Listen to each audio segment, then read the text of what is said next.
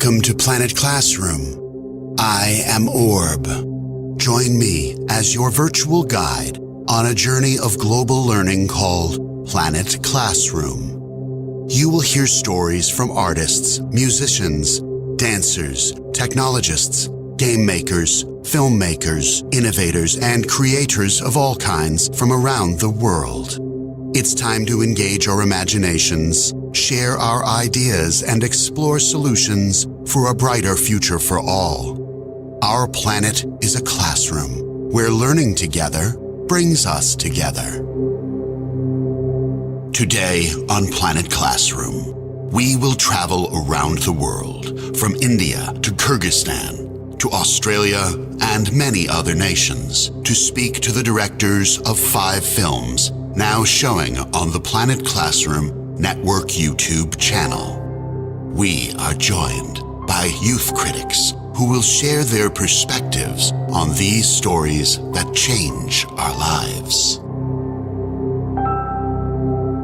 Stephen Hawking and Me is a short, heartwarming film that spotlights Devraj, a young 6th grade boy in New Delhi's school system, whose dream is to become a scientist like Stephen Hawking. The film, directed by Christopher Carpenter, reflects on the idea that you can make a dream come true if you embrace, not fear it.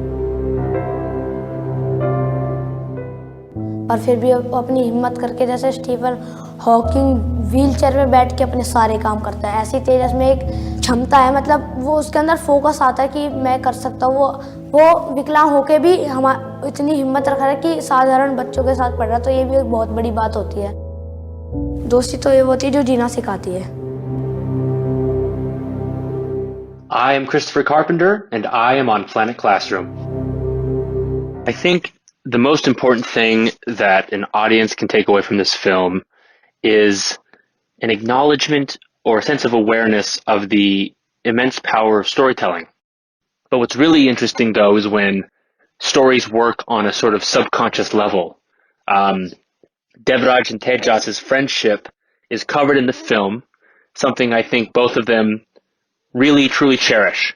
But after spending some time with Devraj and hearing him talk and express his feelings, I had a hunch that whenever he spoke of the inspiration he got from this story of a differently abled person with immense courage to overcome challenges and impact his world, I think maybe sometimes he wasn't talking just about Stephen Hawking. Maybe he was talking about Tejas, knowingly or not. I think both of these stories of the great scientist and of the classroom friend had equal but equally immense impact. I think it's incredibly important that diversity be not only included in storytelling for all ages, but especially for young people, but also openly and meaningfully addressed and discussed, because our world is diverse. It is. Be it something physical or ideological or whatever, we all encounter people throughout our lives who are different from us. And a rejection of those differences, or worse, a condemnation, simply breeds misunderstanding and apprehension and even hostility. Imbuing in young people the mechanisms to navigate differences in a healthy manner starts with the head-on recognition of diversity. My name is John Conlow. I am from New Jersey, and I'm on Planet Classroom. I would say one thing that moved me and Stephen Hawking and me was that a famous scientist struggled in his daily life and still achieved success. This showed me to keep working towards my goals, even with obstacles in the way. This story can motivate uninspired students to have that courage. Don't miss 106 Days, now showing on the Planet Classroom Network YouTube channel. An invigorating visual collection of incredible moments captured by filmmaker Claire Imler on her voyage to 9 countries around the world. Through her vignettes, Claire allows us to see how she interacts with the locals and experience how others live their lives. Hi, my name is Claire Imler and I am on Planet Classroom. Today more than ever, I feel as there are so many accessible ways to connect with individuals all over the world. And that's always been one of the most magical parts of social media for me. As I started to get more curious about the world around me, through these mediums, I was able to find so many answers. But once I started traveling to these countries, I realized that while social media is amazing, it can also be very dangerous in the perspectives it sometimes gives us on certain countries and how it can depict totally false pictures of what a culture is like. So while I was traveling, I learned that it is so important to go into new experiences and new places with an open mind and allow myself to make my own opinions. So while creating this film during my travels, I just wanted to show the beauty of all these countries from a very neutral perspective. It's easy to fall into the idea that one's way of going about their life is the correct way. I think it's a natural human instinct to strive away from what makes you uncomfortable. But through traveling, I learned that being open-minded was one of the biggest blessings ever. By allowing yourself to dive in deeper into new cultures and traditions, to hear new perspectives and experience more types of lifestyles, you will learn so much about the real world outside of your comfort bubble. As a filmmaker and storyteller, I fell in love with travel because there is so much to learn and so many stories to be told. It made me realize that before I tended to ignore problems that didn't affect me, and it was so easy to dehumanize headlines that felt so far from my own reality. But after traveling, my perspective completely changed, and so now I hope to continue sharing stories from around the world and share the beauty and uniqueness of our world. My name is Sofia Rosenblatt. I am from Chile, and I am on Planet Classroom. When watching 106 Days, I realized that there can be so much beauty in our cultural differences, and that even the daily tasks that we do can give deep insight into who we are. All countries have something special about them, something that makes them unique. And although we are all united as the human race, we all have something different to offer to the world. We may not notice it in our everyday lives, but we all add into our culture and we all contribute to the world. We as young people should learn to admire and respect our differences while still feeling united as humans who share the same planet. Let's travel to Kyrgyzstan to hear from Alina Kashmatova, director of The Letter. This moving, short subtitled film was awarded the Best Film Award in the 14 to 15-year-old category at the Make Cinema Student Filmmaking Competition as part of the International Kids Film Festival. It is the world's largest children's film festival. Тайнеңді жақсы қарап жатасың ба, қызым? Ооба, апа, тайнем жақсы. Сізге салам айтып жатат. Біз сізді аябай сағындық. Бірге чай ішіп, сөйлесіп отырған кездер, сіз жасаған даамды булочкалар, сіздің күлкіңіз, сіздің құшағыңыз бізге жетпей жатат. My name is Alina Koshmatova. I'm from Kyrgyzstan and I'm on Planet Classroom.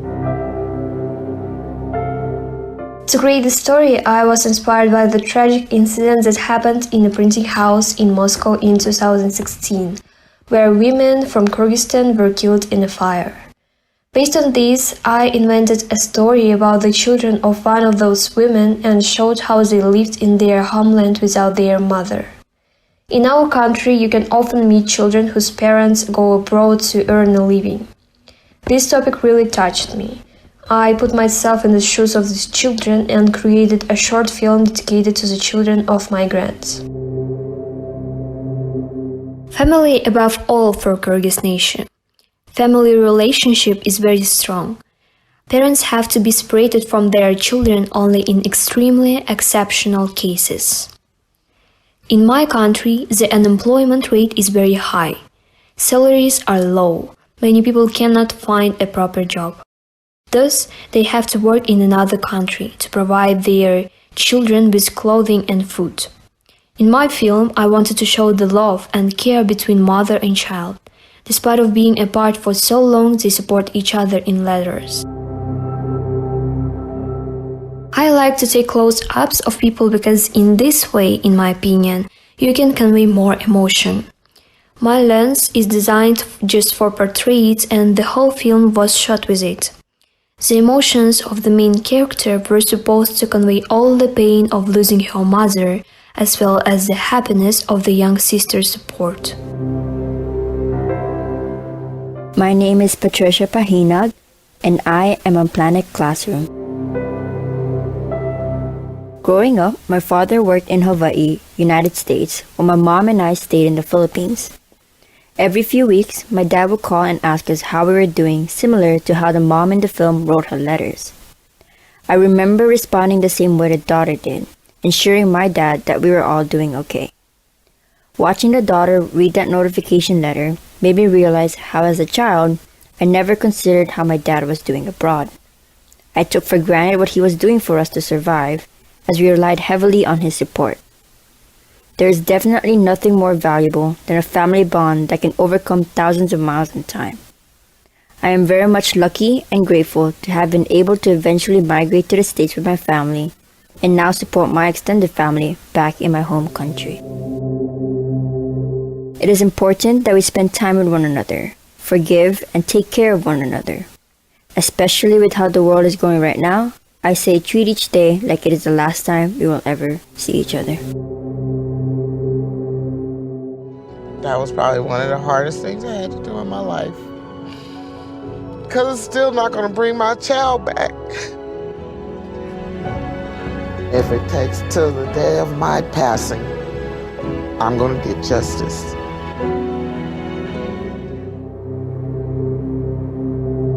In the summer of 2018, 23-year-old Dujuan Armstrong was serving weekends for a burglary conviction.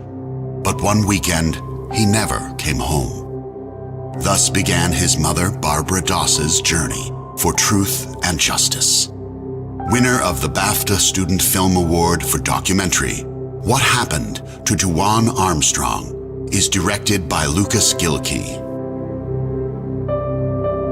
My name is Lucas Gilkey, and I'm on Planet Classroom. There is a growing movement today to challenge the unilateral power of sheriffs across the country.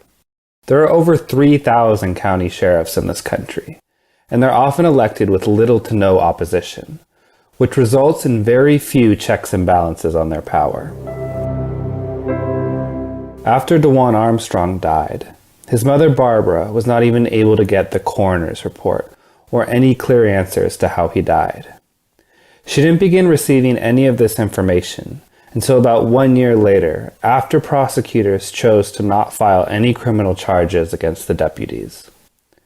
During that year, California actually implemented a new law requiring law enforcement officers to release body camera footage when officers commit acts of violence, but in Dujuan's case, it was too little, too late.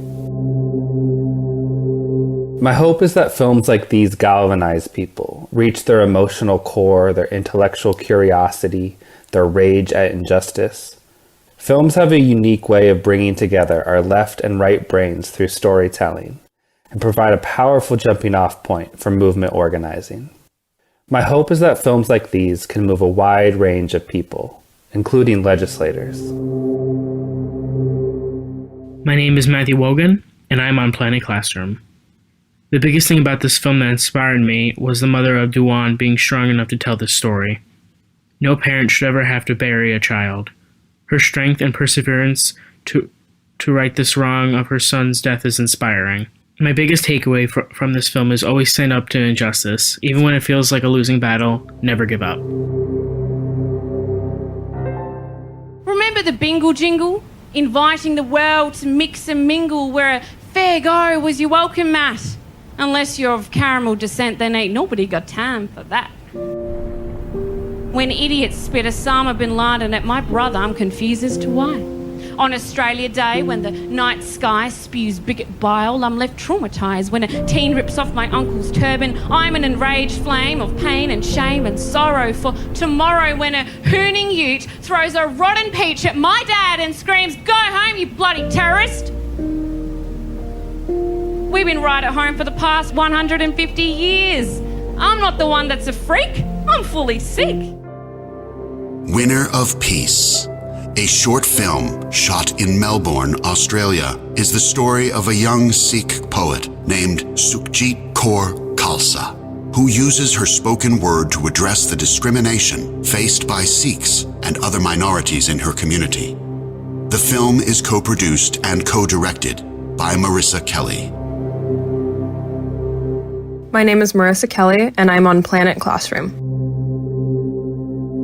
Sukhjit's story was so interesting to us because of these complicated responses her spoken word brought to her. On one hand, it was a way for her to craft her ideas and thoughts and express herself in a way that could be shared with her own voice to a large audience. And her messages often got through to those audiences with overwhelming positivity and support. But on the other hand, some of her own community took her spoken word as criticism and responded to her poorly because of it, which made her feel alienated from them. Ultimately, spoken word is a powerful form of expression for her that empowers her, and that's why she sticks with it despite the challenges that came with it. Sukhjit's spoken word proved to us that no matter the backlash she might have faced, her words and art will still reach the audience that it needs to. Unfortunately, we know that girls and women still receive types of harsh criticism that men won't, but a strong community like Sukhjit finds in her spoken word community and a sense of self that come with that are ultimately the most important things. And that's what we hope that young girls and women can take away from this. We certainly did.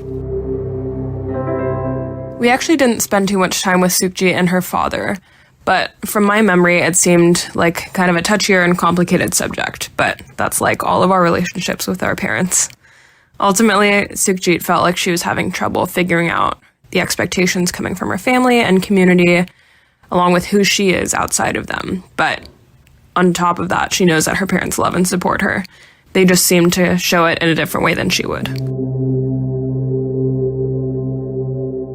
My name is Berenice Manzano, and I am on Planet Classroom. One thing that really struck me was how Sukhjit described her journey into accepting her unique identity. As a woman of color myself, it's difficult to come to terms with one's physical and cultural differences to other people in my own community.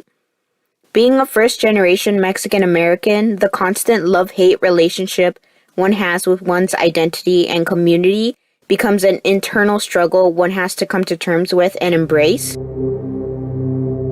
For any youth that watch this film, it's very helpful in realizing how difficult it is for people of color in mostly white communities to come to terms with their distinct identities. We shouldn't be ashamed nor frightened from embracing our unique identities, and I think Sukhjit does a great job in showing how one can implement and embrace one's identity. Don't miss Stories That Change Our Lives. Stephen Hawking and Me, 106 Days. The Letter, What Happened to Dujuan Armstrong, and Winner of Peace. Now screening on the Planet Classroom Network YouTube channel. Our special thanks to all the film's directors and our youth voices, John, Sophia, Patricia, Matthew, and Berenice, who joined us on the show today. That's all, my human friends, for this week. I leave you with a reminder to explore your world, express yourself, discover, create, and use your imagination. Until next time, be kind, be curious, and thank you for listening. Goodbye.